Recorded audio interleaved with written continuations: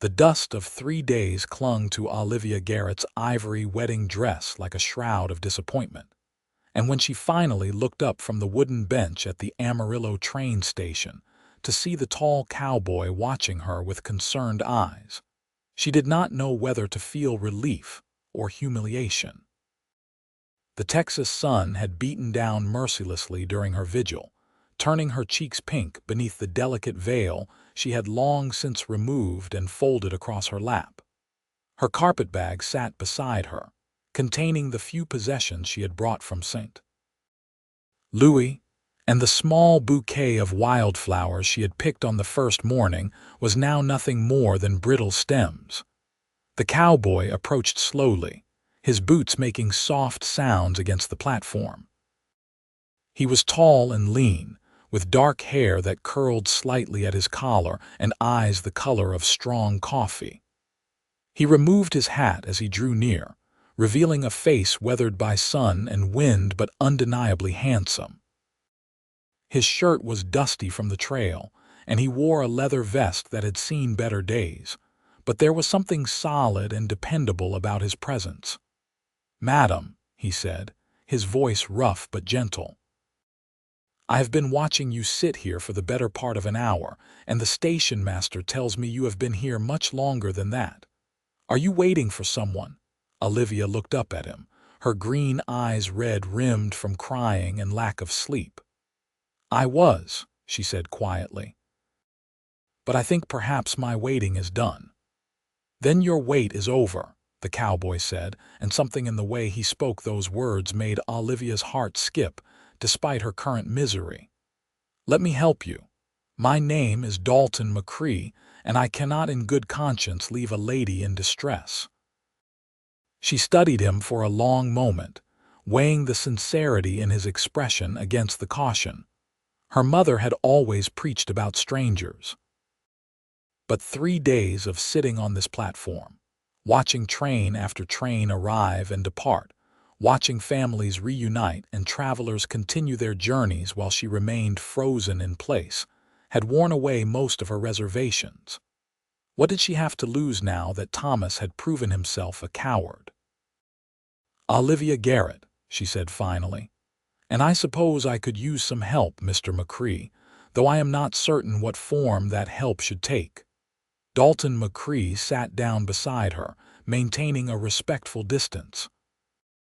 "Why do not you start by telling me what brought you to Amarillo in a wedding dress, Miss Garrett, if you do not mind my asking?" The whole sorry tale spilled out of her then, 3 days of held in words tumbling forth like water from a broken dam. She told him about Thomas Hartford, the banker's son from St. Louis who had courted her for 6 months with pretty words and expensive gifts. How he had proposed marriage and suggested they elope to Texas, where he claimed to have secured a position at a bank in Amarillo. How she had defied her family's wishes and boarded the train west, her wedding dress packed carefully in tissue paper, her heart full of romantic dreams. "He was supposed to meet me here 3 days ago," Olivia said, her voice breaking slightly. "We were to be married at the church on Polk Street. I had the address written down, but when I arrived he was not here. I thought perhaps there had been some confusion about the day or that his train had been delayed. So I waited." 3 days, Dalton said softly. "That is a powerful long time to wait, Miss Garrett. The station master finally told me this morning that no Thomas Hartford has ever worked at any bank in Amarillo," Olivia continued, staring down at her hands. "He checked with all of them. There is no record of anyone by that name even inquiring about a position. It was all lies."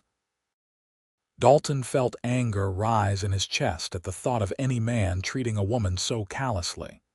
He had known his share of scoundrels in his 32 years, but to abandon a bride at a train station seemed particularly cruel. "Did he take anything from you? Money?" Olivia's cheeks flushed deeper. "My father gave me $500 as a wedding gift. Thomas said we should send it ahead, that he would deposit it in the bank here to start our new life. I gave him a bank draft 2 weeks before I left St. Louis." She laughed bitterly. "I suppose he has cashed that and disappeared. I have only $20 left to my name." "That snake," Dalton muttered. He was quiet for a moment, thinking. Then he said, "Miss Garrett, I know you have no reason to trust me, but I would like to help you. I own a small ranch about 10 miles outside of town. My sister Abigail lives there with me. She is 26 and unmarried, keeps house and helps with the horses. We could use someone to help with the cooking and such, if you were willing to work. The pay would not be much, but you would have room and board, and it would give you time to figure out what you want to do next." Olivia turned to look at him fully. "Why would you help me? You do not know me at all." "No, madam, I do not," Dalton admitted. "But my mother raised me to believe that when you see someone in need, you help them if you can. And besides," he added with a slight smile, "you look like you have spirit. Anyone who would wait 3 days for a man who clearly did not deserve her has determination. That is the kind of person who makes a good hand on a ranch." Despite everything, Olivia found herself smiling back. There was something refreshing about Dalton McCrae's straightforward manner, his lack of pretense. He was nothing like Thomas with his smooth words and calculated charm. This man spoke plainly and seemed to mean what he said.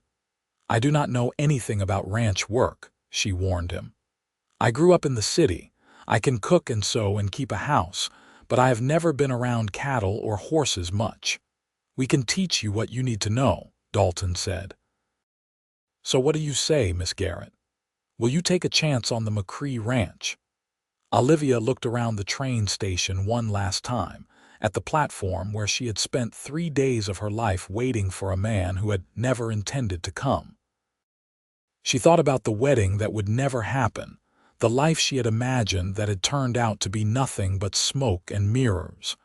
Then she looked at Dalton McCrae, at his honest face and kind eyes, and made her decision. "All right," she said.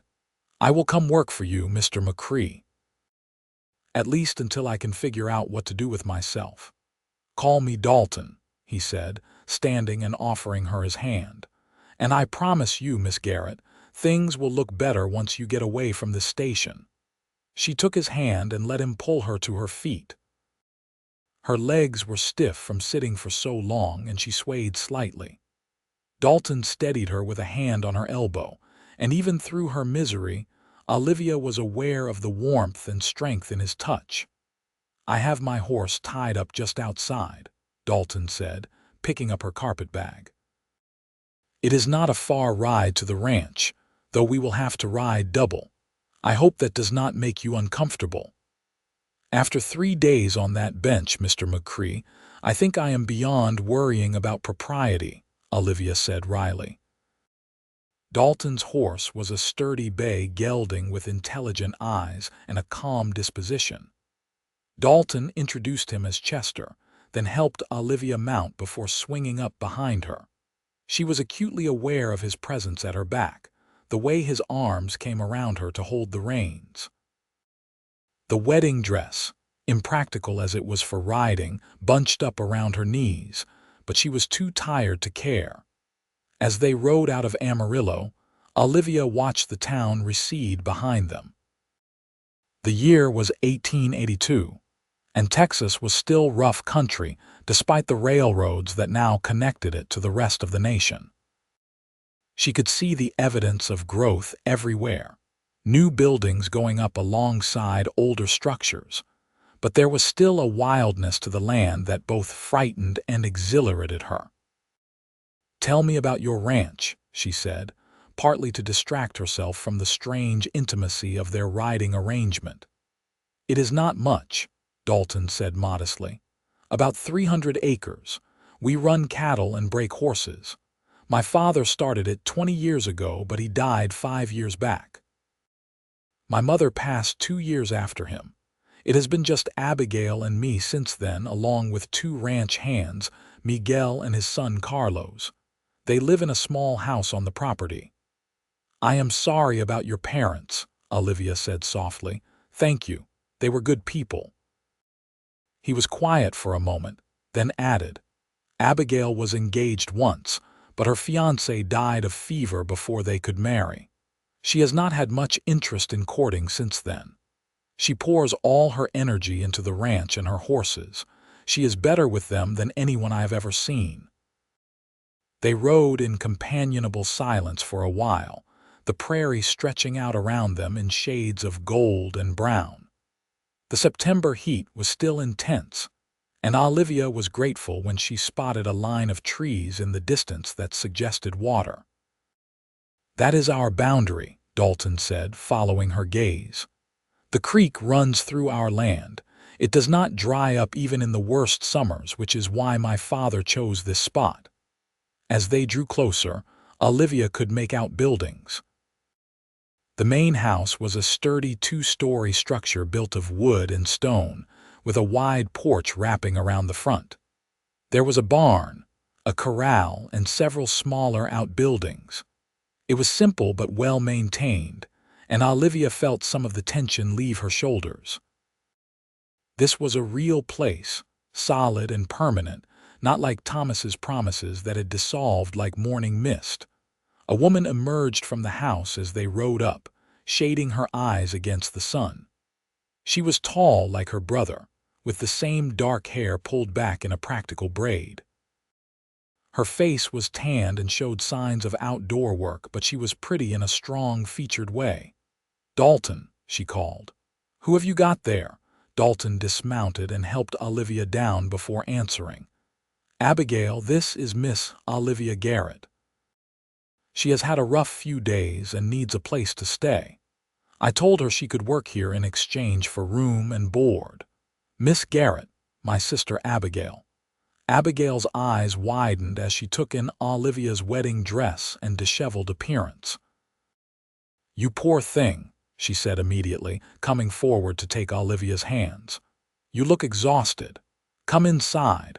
We can talk about everything once you have had something to eat and a chance to rest. The kindness in her voice was nearly Olivia's undoing. Tears sprang to her eyes and she had to blink them back fiercely. Thank you, she managed. You are very kind. Nonsense, Abigail said briskly. We help each other out here. That is how we survive. Come on now. The interior of the house was cool and comfortable.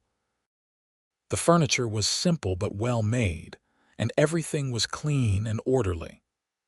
Abigail led Olivia to the kitchen and sat her down at a large wooden table while she bustled about preparing food. Dalton brought in Olivia's carpet bag and set it by the door. I will go take care of Chester and let Miguel know we have a new hand, he said. Miss Garrett, make yourself at home. After he left, Abigail set a plate of cold chicken, bread, and cheese in front of Olivia, along with a glass of cool milk. Eat, she commanded gently. Then you can tell me everything, or nothing at all, whichever you prefer. Olivia had not realized how hungry she was until she started eating. She had barely touched food in the past 3 days, too anxious and upset to have much appetite. Now she ate gratefully while Abigail watched with satisfaction. My brother has always had a soft heart, Abigail said, sitting down across from her with her own glass of milk, though he tries to hide it behind that gruff cowboy exterior. If he brought you here, it is because he saw someone who needed help. You do not have to tell me your story if you do not want to, but I would like to know if we need to be watching out for anyone. An angry husband, maybe, or family coming after you. No husband, Olivia said quietly. No family coming after me either. I burned those bridges when I left St. Louis against their wishes. She found herself telling Abigail the same story she had told Dalton, about Thomas and the fake job and the 3 days of waiting. Abigail's expression grew dark as she listened. What a coward, she said when Olivia finished, to steal your money and abandon you like that. If I ever meet this Thomas Hartford, he will have me to answer to.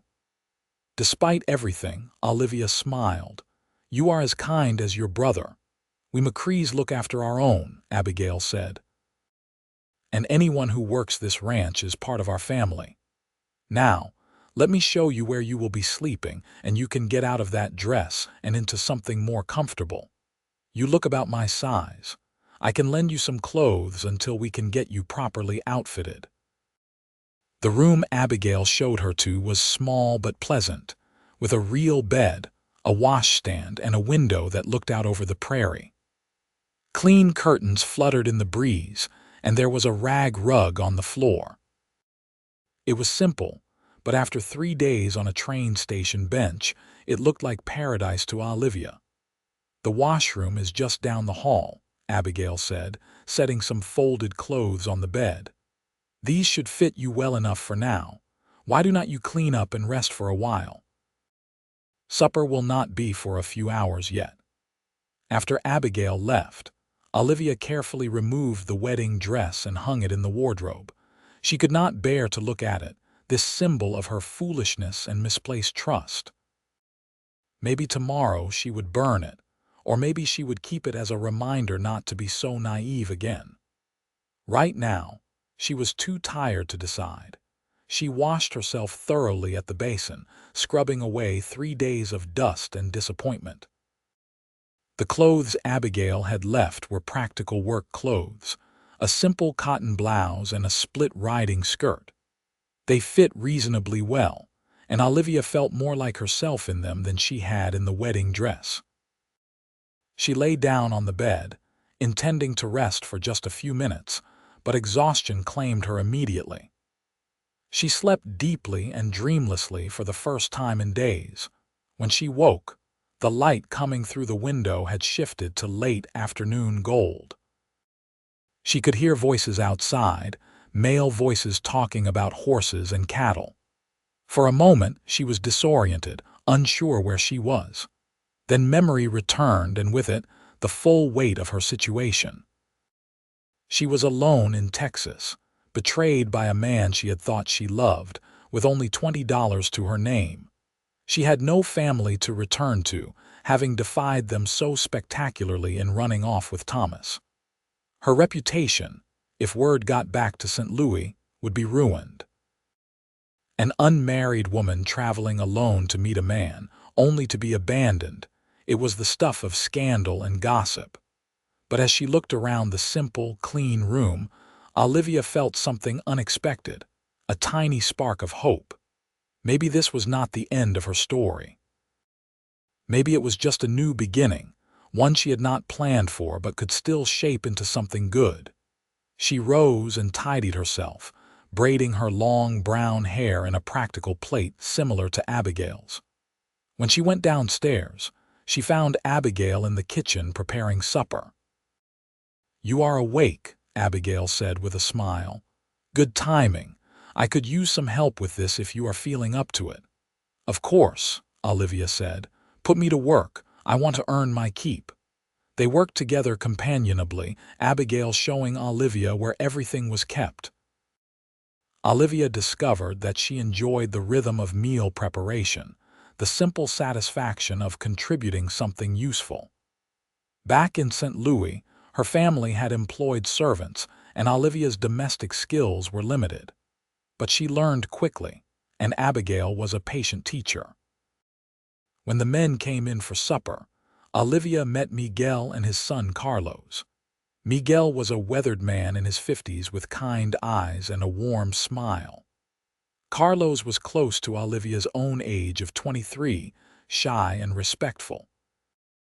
They both greeted her politely and did not pry into her situation, though she caught them exchanging curious glances when they thought she was not looking. Dalton came in last, having washed up at the pump outside. His hair was damp and pushed back from his face, and he had changed into a clean shirt. When his eyes met Olivia's across the table, something passed between them, an acknowledgement, a connection that made her heart beat faster. "You look rested, Miss Garrett," he said, taking his seat at the head of the table. "I feel much better, thank you," Olivia replied. "And please call me Olivia. If I am going to be working here, we should not stand on formality." "Olivia it is, then," Dalton agreed. And you have met everyone now. We are a small operation, but we work hard and we work together." Over supper, they talked about the ranch, about the work that needed to be done in the coming weeks.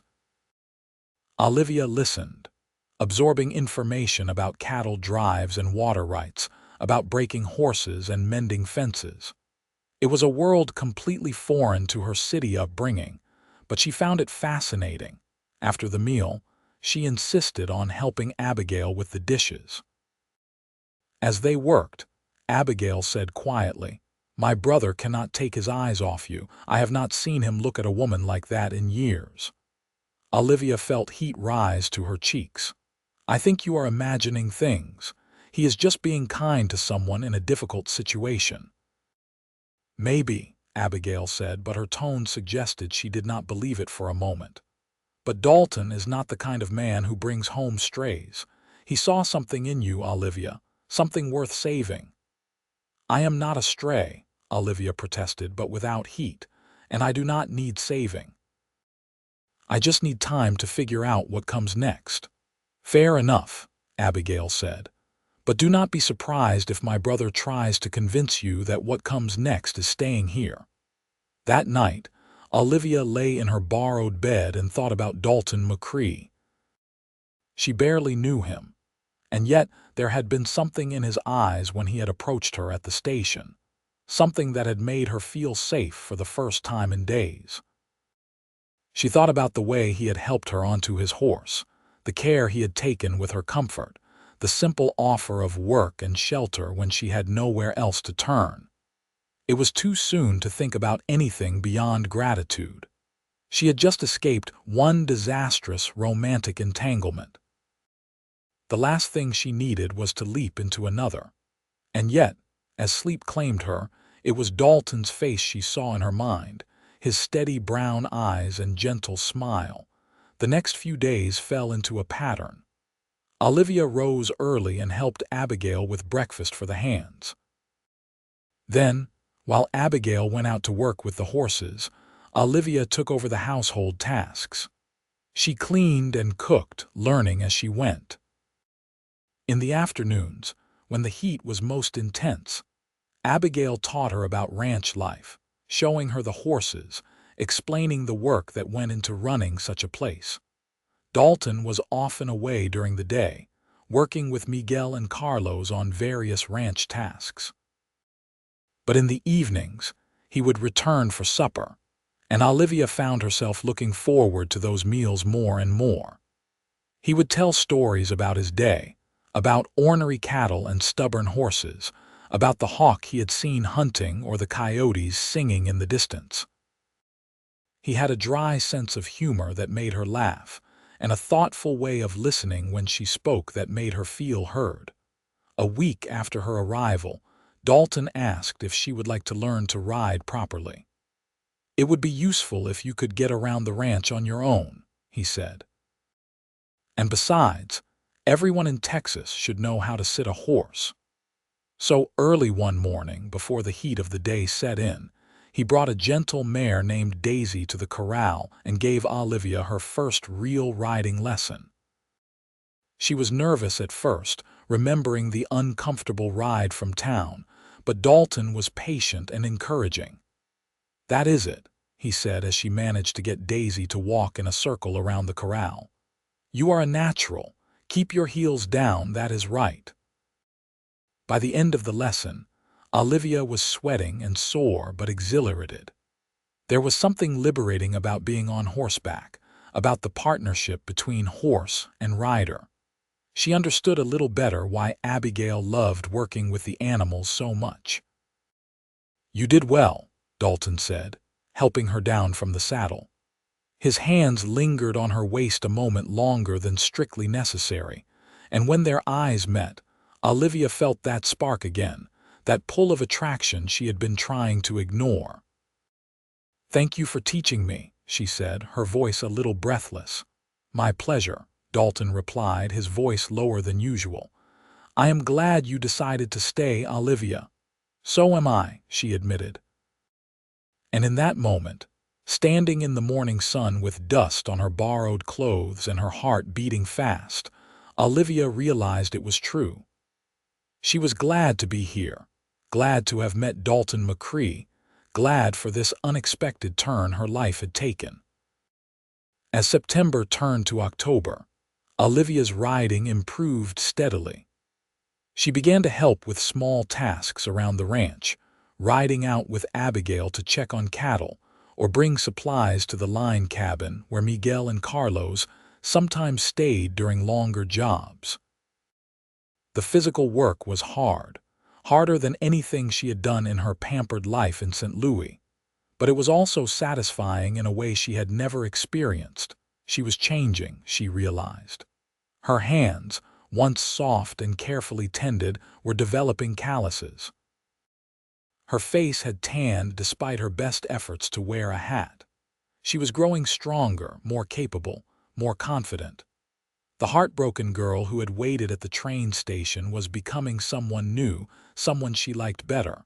And through it all, there was Dalton. They had fallen into an easy friendship, talking after supper while Abigail mended harnesses or wrote letters. He told her about growing up on the ranch, about learning to cowboy from his father, about the dreams he had for expanding the operation. She told him about St. Louis, about her family and her education, carefully editing out the painful parts about Thomas. One evening, about 6 weeks after her arrival, they were sitting on the porch together watching the sunset paint the sky in shades of orange and purple. Abigail had gone to bed early with a headache, and the ranch was quiet except for the chirping of crickets and the distant lowing of cattle. "Can I ask you something?"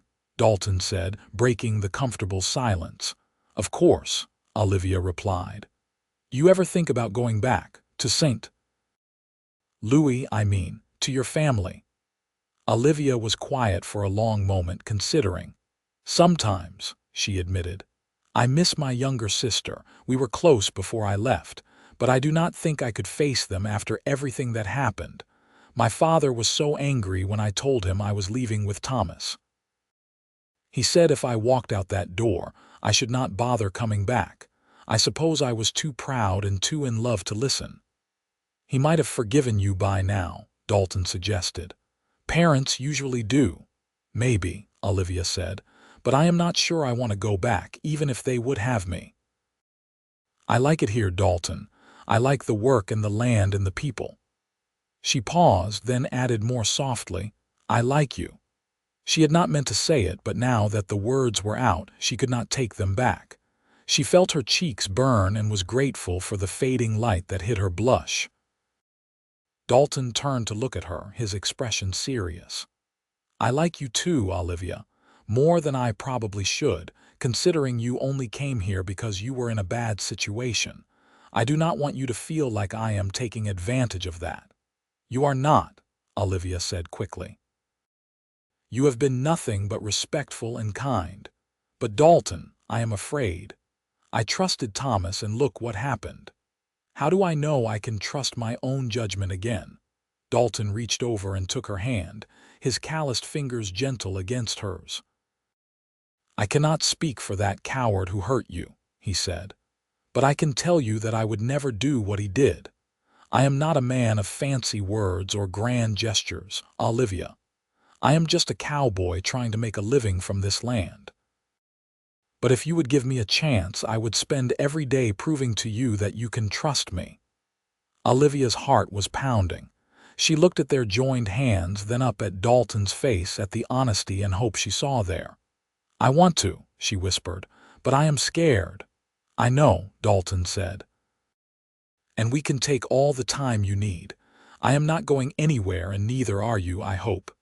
"No," Olivia agreed. "I am not going anywhere." They sat there as full darkness fell, holding hands and watching the stars emerge one by one. It was not a declaration of love, not yet, but it was a beginning.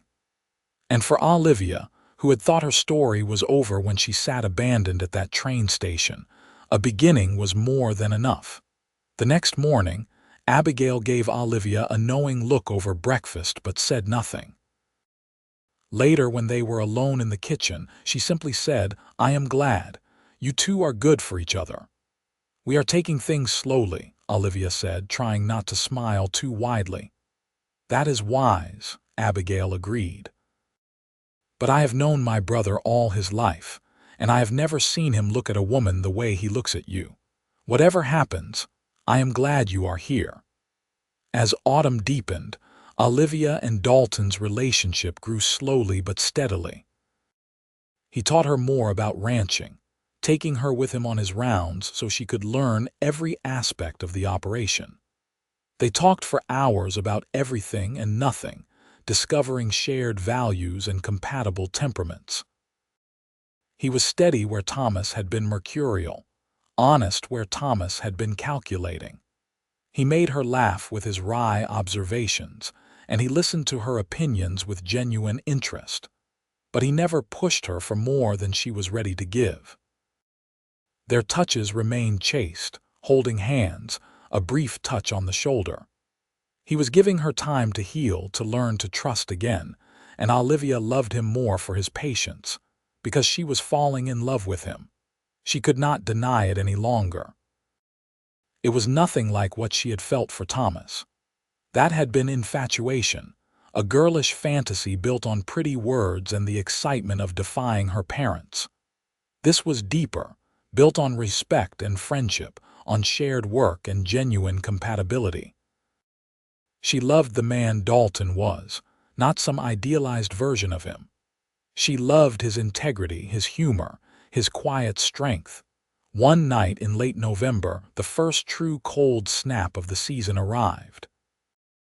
Olivia had been at the ranch for 3 months, and she felt like a completely different person from the abandoned bride who had arrived in September. She was tougher now, more capable and more sure of herself.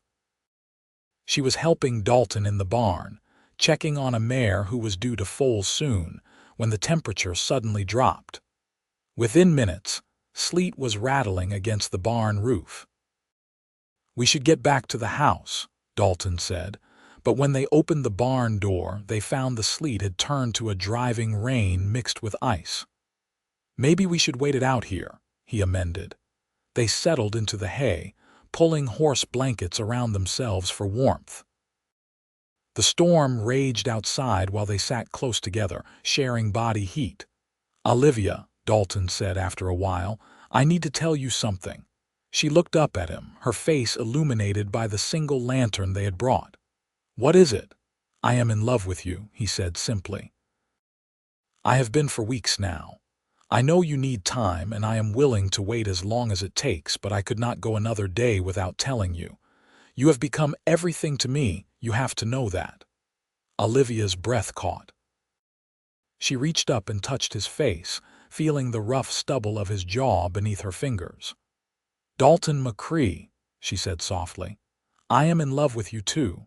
I think I have been since the day you found me at that station and told me my wait was over. You saved me, not just from a bad situation, but from losing faith in love entirely." "Olivia," he breathed, and then he was kissing her, gentle and sweet and full of promise. She kissed him back, pouring 3 months of growing affection and hope into it. When they finally pulled apart, they were both breathless. "Marry me," Dalton said. "I know it is fast, but I know what I want. I want you here on this ranch building a life together. Say yes, Olivia." She thought about the last time a man had asked her to build a life with him, about the disaster that had resulted. But this was different. Dalton was different. He was offering her a real partnership, a real life, not empty promises. And she wanted it, wanted him, with a clarity that took her breath away. "Yes," she said. "Yes, I will marry you." They held each other in the barn while the storm raged outside, making quiet plans, sealing promises with kisses. When the storm finally passed and they made their way back to the house, Abigail took one look at their faces and let out a whoop of joy. "Finally," she said, hugging them both. "I thought you two would never get around to it." They were married 2 weeks later in the small church in Amarillo, the same church where Olivia was supposed to have married Thomas. But this time, everything was different. This time, the groom was there waiting, his eyes full of love and commitment. Abigail stood up as Olivia's witness, and Miguel and Carlos came to stand with Dalton. Olivia wore a simple blue dress that Abigail had helped her make, not a fancy wedding gown. She carried a bouquet of late-blooming wildflowers that Dalton had picked himself that morning. As she walked down the aisle and saw him waiting for her, she felt none of the nervous excitement that had colored her journey to Texas. Instead, she felt peace and certainty. This was right. This was real. The ceremony was brief and simple. They spoke their vows in clear voices, promising to love and cherish each other, to work together through whatever life brought them. When the preacher pronounced them husband and wife, Dalton kissed her with such tenderness that Olivia felt tears prick her eyes. They held a small celebration back at the ranch, with Miguel's wife Rosa cooking up a feast and Carlos playing his guitar. They danced on the porch under the stars, Dalton holding Olivia close and whispering how much he loved her, how lucky he felt to have found her. That night, in the privacy of Dalton's room, which was now their room, they came together as husband and wife. Dalton was gentle and patient, and Olivia felt her last reservations melt away in the heat of their love. This was what marriage was supposed to be, a true partnership of equals, built on respect and love. As she lay in his arms afterward, listening to the steady beat of his heart, Olivia thought about how far she had come. 6 months ago, she had been a different person with different dreams. She had thought she knew what love was, what she wanted from life. But that girl had been naive and foolish. She had needed to have her heart broken and her dreams shattered to become the woman she was now, strong enough to build something real. "Thank you," she whispered into the darkness. "For what?" Dalton asked, his hand stroking her hair. "For finding me at that station. For offering me a chance when I had nothing. For loving me." "I should be thanking you," Dalton said. "You turned my life upside down in the best possible way, Olivia McCrae." She smiled at the sound of her new name. Olivia McCrae. It felt right in a way Olivia Hartford never would have. The winter passed in a blur of contentment. Olivia had never been so happy. She and Dalton worked side by side during the days and loved each other during the nights. She grew even more skilled at ranch work, proving herself a true partner in the operation. Abigail became not just a sister-in-law but a true friend, and together they ran the household and helped manage the ranch. By spring, Olivia realized she was pregnant. She told Dalton on a warm April evening, and the joy on his face was something she would remember for the rest of her life. He picked her up and spun her around, then set her down carefully, suddenly worried about hurting her. "A baby," he kept saying. "We are having a baby." Their son was born in December of 1883, a healthy boy with his father's dark hair and his mother's green eyes. They named him Daniel, after Dalton's father. Holding her son for the first time, Olivia felt a love so fierce it almost frightened her. This tiny person, this perfect combination of her and Dalton, was the culmination of everything good that had come from her journey to Texas. Abigail was a devoted aunt, helping with the baby and teaching Olivia all the things she needed to know about caring for an infant on a ranch. Miguel and Rosa's daughters, who lived in Amarillo, came to visit and brought baby clothes they had made. The ranch became a place of joy and new life. As Daniel grew, Olivia and Dalton expanded the ranch. They bought more land, increased their herd, and built a reputation for raising quality horses. Olivia proved to have a good head for the business side of things, managing their accounts and negotiating deals with buyers. She and Dalton made a formidable team. 2 years after Daniel's birth, they had a daughter. They named her Grace, and she had her mother's delicate features and her father's serious temperament. Olivia loved watching Dalton with their children, seeing the gentle way he taught Daniel to ride and the sweet way he sang Grace to sleep. Life was not always easy. There were hard winters and dry summers, sick cattle and broken equipment, and all the thousand challenges that came with ranching in Texas in the 1880s. But Olivia and Dalton faced everything together, their love growing stronger with each challenge they overcame. One summer day in 1886, nearly 4 years after their wedding, Olivia and Dalton rode out together to check on the cattle in the far pasture. It was something they did often, taking a few hours away from the demands of children and ranch to just be together. They stopped by the creek to water the horses, and Dalton helped Olivia down from her saddle. She was pregnant again, though not far enough along to make riding difficult yet. They sat by the water, enjoying the shade of the cottonwood trees. "You ever think about that day at the train station?" Dalton asked, skipping a stone across the water. "About how different things could have been." "Sometimes," Olivia admitted. "I think about how lost I felt, how scared, and then I think about how you appeared like some kind of miracle and offered me a new chance at life." "You gave yourself that chance by being brave enough to take it," Dalton said. "I just helped a little." "You helped a lot," Olivia corrected, leaning against his shoulder. "You gave me everything, Dalton. A home, a family, a purpose. A real love, not the shallow imitation I thought I had before." "We gave each other those things," Dalton said, wrapping his arm around her. "That is what a marriage is supposed to be, right? Two people building something together."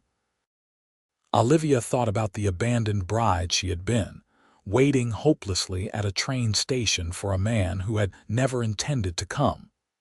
That girl had thought her life was over, that she had thrown away everything for nothing. She could never have imagined the life she would build from those ashes. "Do you ever regret it?" she asked. "Taking a chance on a strange woman in a wedding dress?" Dalton laughed and pulled her closer. "Not for one single second. You were the best gamble I ever took, Olivia McCrae." That evening, as they rode back to the ranch, Olivia could see their home in the distance. The house they had expanded to accommodate their growing family. The barns and corrals where they raised the finest horses in the county. The land they had worked so hard to build into something prosperous. But more than that, she could see Daniel and Grace playing in the yard under Abigail's watchful eye. She could see the smoke from the chimney, promising a warm meal. She could see everything she had ever truly wanted, even if she had not known it that terrible day at the train station. Her third child, another son they would name Thomas in a strange twist of fate that would let her reclaim the name for something good, would be born that winter. After him would come 2 more daughters, Martha and Catherine. The ranch would continue to prosper, eventually passing to their children and their children's children. But on that summer evening, riding beside the man who had saved her from despair and given her a real life, Olivia felt nothing but gratitude. Her wait at that station had seemed endless, a cruel punishment for her foolish choices. But Dalton had been right when he had spoken those first words to her. Her wait was over. What she had been waiting for all along, though she had not known it, was not Thomas Hartford and his false promises. She had been waiting for Dalton McCrae, for this ranch, for this life. She had been waiting to become the woman she was meant to be. The years continued to roll by, each one bringing its own joys and challenges. In 1889, Abigail finally let herself open her heart again, marrying a horse trader from Fort Worth who shared her love of animals. The wedding was held at the ranch, and Olivia wept happy tears as she watched her dear friend and sister finally find the happiness she deserved. The children grew. Daniel proved to be a natural horseman like his aunt, while Grace showed an aptitude for the business side of ranching. Young Thomas was quieter than his siblings, preferring books to cattle, and Olivia encouraged his education, understanding that not every rancher's child was meant for ranch life. Martha and Catherine, the twins born in 1890, were pure wildcats, fearless and energetic, keeping everyone on their toes. Dalton proved to be an excellent father, patient and kind but firm when necessary. Olivia loved watching him with their children, teaching them to ride, showing them how to care for the land, instilling in them the values of hard work and integrity that had drawn her to him in the first place. In the spring of 1892, a decade after Olivia had arrived in Amarillo as an abandoned bride, she and Dalton took a trip to St. Louis. It was time, she had decided, to make peace with her past. Her parents were getting older, and she wanted her children to know their grandparents. The reunion was awkward at first. Her father, grayer and more stooped than she remembered, could barely look at her. Her mother wept, but as they talked, as Olivia introduced them to Dalton and showed them pictures of their grandchildren, the ice began to thaw. "I am sorry, Papa," Olivia said quietly during a moment alone with her father in his study. "I am sorry for the way I left, for the pain I caused." Her father was silent for a long moment. Then he said, "I am sorry too, Olivia. I should not have been so harsh. You were young and in love, or thought you were. I should have protected you better, should have seen that boy for what he was." "It does not matter now," Olivia said. "What happened brought me to where I was meant to be. I am happy, Papa, truly happy. Dalton is a good man, and we have built a good life together." "I can see that," her father said, looking at her with new eyes. "You are different than you were, stronger, more confident. Maybe that scoundrel did you a favor by showing his true colors before it was too late." "Maybe he did," Olivia agreed. Though she would never be grateful to Thomas Hartford for his cruelty, she could acknowledge that his betrayal had led her to Dalton. And she would not trade her life with Dalton for anything in the world. They stayed in St. Louis for 2 weeks, mending fences and building new bridges. Olivia's younger sister Emily, now 18 and preparing for her own debut into society, was fascinated by Olivia's stories of ranch life. She made Olivia promise to visit the ranch someday, to see what life was like in Texas. When they returned home, Olivia felt lighter somehow, as though she had finally closed the last open chapter of her old life. She was wholly and completely Olivia McCrae now, not the confused girl who had left St. Louis chasing a fantasy. The ranch continued to thrive. They weathered economic downturns and natural disasters, droughts and floods, but they weathered them together. Dalton and Olivia's partnership only grew stronger with each passing year. They knew each other's thoughts, could communicate with a glance, moved through their days in perfect synchronicity. On quiet evenings, after the children were in bed, they would sit together on the porch as they had done when they were courting. Sometimes they talked, sometimes they simply enjoyed the peace and each other's presence. These moments were precious to Olivia, reminders that despite all their responsibilities and challenges, at the heart of everything was their love for each other. In 1895, Daniel, now 12, showed his first horse at the county fair and won a blue ribbon. Dalton was so proud he could barely speak, and Olivia laughed and cried at the same time. Grace, at 10, had already started helping her mother with the ranch accounts, her quick mind grasping numbers and business concepts with ease. Thomas, 8 years old, had his nose perpetually in a book, and Olivia had begun talking with Dalton about sending him to a proper school in Dallas when he was older. The twins, just 5, were inseparable and constantly getting into mischief. Watching her family, Olivia sometimes had to pinch herself to believe this was her life. She had started with nothing, abandoned and alone at a train station. Now she had everything: a loving husband, healthy children, a successful ranch, good friends, and a place in the community. One day, while sorting through some old trunks in the attic, Olivia found her wedding dress, the one she had worn when she came to Texas to marry Thomas. She had forgotten it was even there, packed away in tissue paper and lavender to keep the moths away. She pulled it out and held it up, studying it in the dim light. It seemed to belong to a different person, a different lifetime. The girl who had worn this dress had been a stranger, someone Olivia barely recognized anymore. She had been so naive, so trusting, so desperate for love and adventure that she had mistaken lies for truth. But that girl had also been brave in her own way. Brave enough to defy her family, brave enough to travel across the country alone, brave enough to wait 3 days at a station even when hope was fading. And when Dalton had appeared, she had been brave enough to take another chance, to trust again despite being betrayed. "I found you looking through old things," Dalton said from the doorway, and Olivia turned to smile at him. "I found my old wedding dress," she said, "the one I wore when I came here." Dalton came over and looked at the dress. "Are you all right?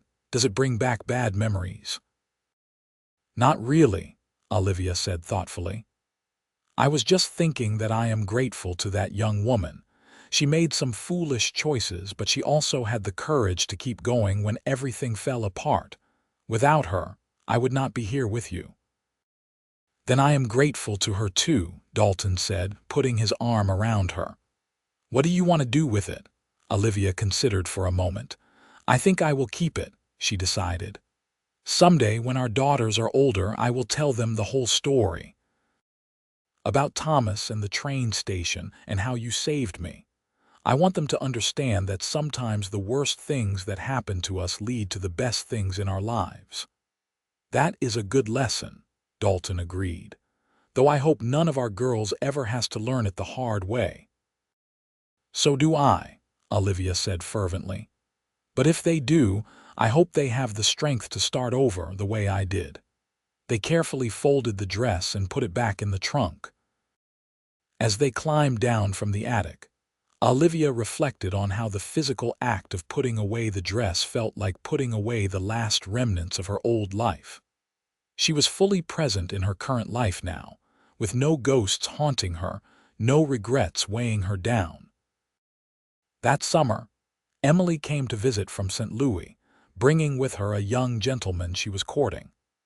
Olivia enjoyed showing her sister the ranch, watching her navigate horses and cattle in wide open spaces so different from the city streets she knew. Emily was charming and sophisticated, but Olivia did not envy her anymore. She was content with her own life, with her calloused hands and sunburned nose, with her days spent working alongside her husband and her evenings surrounded by their children. On the last night of Emily's visit, the sisters sat up late talking. "Are you truly happy, Olivia?" Emily asked. "Do you ever regret leaving civilization behind?" "I am happier than I ever thought possible," Olivia said honestly. "This life is hard sometimes, but it is real. The work is real, the love is real, everything is solid and true. I would not trade it for anything." Emily smiled. "I can see that. The way you and Dalton look at each other, it is like something out of a novel. I hope I can find that kind of love someday." "You will," Olivia assured her. "Just make sure you are choosing someone for the right reasons. Not because he is charming or wealthy or says pretty things, but because he is honest and kind and you can imagine building a real life with him." "Like you did with Dalton," Emily said. "Like I did with Dalton," Olivia agreed. As the years continued to pass, the children grew and began to forge their own paths. Daniel took over more and more of the ranch work, proving himself as capable as his father. Grace showed an interest in breeding horses, developing bloodlines that would become sought after throughout Texas. Young Thomas, as predicted, went to school in Dallas, and eventually became a teacher, making his parents proud even though he chose a different path. The twins, Martha and Catherine, were nearly inseparable, and when they were 15, they convinced their parents to let them start a small business raising chickens and selling eggs. They proved to be natural entrepreneurs, expanding their operation to include butter and cheese, and eventually supplying several stores in Amarillo. Through all of this, Olivia and Dalton remained the steady center of their family. They celebrated births and mourned deaths, welcomed grandchildren, and said goodbye to old friends. Miguel retired in 1900, and Carlos took over as foreman, bringing his own sons to work on the ranch. Abigail and her husband moved to Fort Worth but visited often, and their children spent summers on the ranch learning to ride and rope. In 1902, 20 years after that fateful day at the train station, Olivia and Dalton celebrated their 20th wedding anniversary. Their children organized a party, inviting neighbors and friends from all over the county. As Olivia looked around at the crowd gathered on their land, at the people whose lives had intersected with theirs over the years, she was overwhelmed with gratitude. That night, after everyone had gone home, she and Dalton walked out to the creek where they had shared so many important conversations over the years. The moon was full, casting silver light across the water. 20 years, Dalton said, shaking his head in wonder. It does not seem possible. I still remember the first time I saw you like it was yesterday. So do I, Olivia said. I remember thinking you were the handsomest man I had ever seen, and then feeling guilty because I was supposed to be heartbroken over Thomas. Were you heartbroken, I mean? Dalton asked. Olivia thought about it. I think my pride was hurt more than my heart. I was upset about being betrayed and abandoned, but I do not think I truly loved Thomas. I loved the idea of him, the adventure he represented, but I did not know him, not really. Not like I know you. I know you too, Dalton said, pulling her close. I know that you hum when you are happy and that you pace when you are worried. I know you love thunderstorms and hate spiders. I know you are the strongest person I have ever met, and that I fall more in love with you every single day. Dalton McCrae, Olivia said, tears streaming down her face. You are still the man who saved me that day at the station. You told me my wait was over, and you were right. I had been waiting my whole life for you, I just did not know it. They held each other under the stars, two people who had found each other through chance or fate or providence, and built a life that exceeded anything either of them could have imagined. Olivia thought about the long road that had brought her here, the pain and disappointment that had seemed insurmountable at the time. It had all been worth it to end up here, in this moment, with this man. The years continued their steady march. The children married and had children of their own.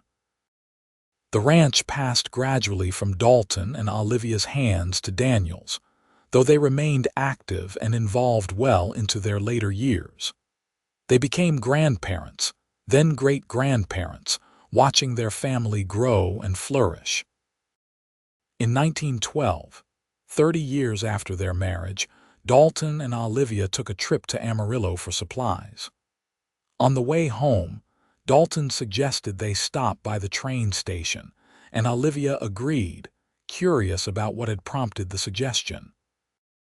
The station looked much the same as it had 3 decades before, though the town around it had grown considerably. They stood on the platform, and Dalton pointed to a bench. "That is where you were sitting," he said. "Right there." Olivia looked at the bench, trying to conjure up the memory of that desperate young woman. "I was so scared," she said quietly, "so lost. I thought my life was over." "And I thought I was just being neighborly," Dalton said with a smile. "I had no idea I was meeting the woman who would change my entire world." "Your wait is over," Olivia quoted, remembering his words from that day. That is what you said to me. Those were your first words. And I was right, Dalton said.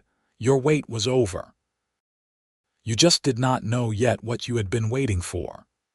They stood there for a while longer, two gray-haired people holding hands on a train platform, remembering.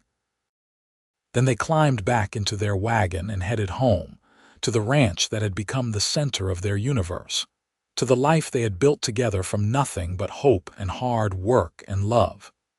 Olivia lived to be 72, passing peacefully in her sleep in the spring of 1931. She was surrounded by family, her children and grandchildren and great-grandchildren filling the house she and Dalton had built. In her final days, she was lucid and at peace, ready to let go of a life well lived. Dalton, 81 years old and frail but still sharp of mind, sat beside her bed holding her hand. "I love you, Olivia McCrae," he whispered. "You were the best thing that ever happened to me." "And you were mine," she whispered back, her green eyes still bright despite her failing body. "Thank you for finding me that day. Thank you for loving me. Always," he promised. "Always and forever."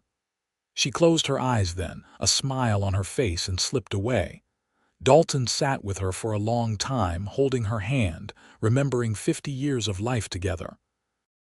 The abandoned bride he had found at a train station. The woman who had transformed his life. The love of his life.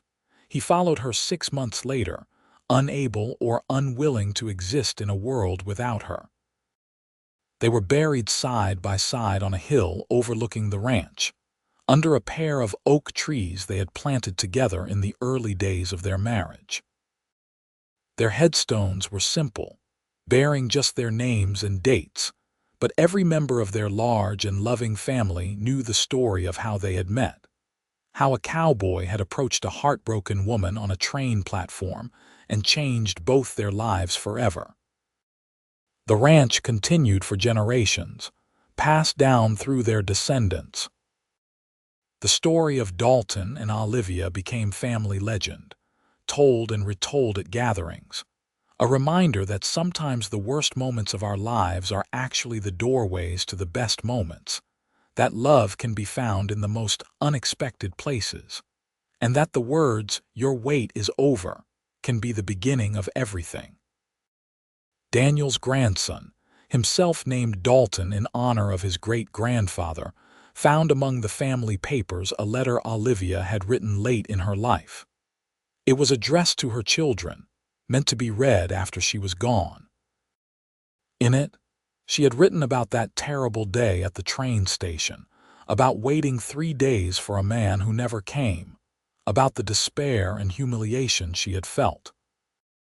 But then she wrote about how Dalton had appeared, how he had offered her not just practical help but hope, how he had given her time to heal and space to become herself before offering his heart. "I thought that day was the worst of my life," she had written in her careful hand. "But it turned out to be the best. If Thomas Hartford had come to meet me as promised, I would have married him and been miserable. I would have spent my life with a liar and a cheat, never knowing what real love felt like. His betrayal, painful as it was, set me free to find my true path. And at the end of that path was your father, the finest man I have ever known. So if you take away anything from my story, let it be this: do not be afraid when your plans fall apart. Sometimes life has better plans for you than you had for yourself. Be brave enough to start over. Be open to unexpected opportunities. And when someone offers you kindness in your darkest moment, have the courage to accept it. You never know where it might lead." Young Dalton carefully refolded the letter and placed it back with the family documents. He looked out the window of the ranch house, at the land his great-grandparents had built together, at the legacy of love and hard work they had left behind. And he thought about the train station in Amarillo, where an abandoned bride had waited 3 days for a man who never came, and where another man, a cowboy with a kind heart, had appeared and said the words that would change everything. Your wait is over. It was, young Dalton reflected, one of the greatest love stories he had ever heard. And it was his family's story, his history, part of who he was. He hoped that someday he might find a love like that, a love that transformed everything, a love worth waiting for. The sun set over the Texas prairie, casting long shadows across the land. In the distance, cattle grazed peacefully. Horses whinnied in the corral. The ranch, built by love and sustained by family, continued its rhythm, a testament to what two people could build when they found each other at exactly the right moment. And if you listened carefully in the evening quiet, you might almost hear an echo of the past, a cowboy's voice saying those fateful words to a heartbroken woman, words that had started it all. Your wait is over.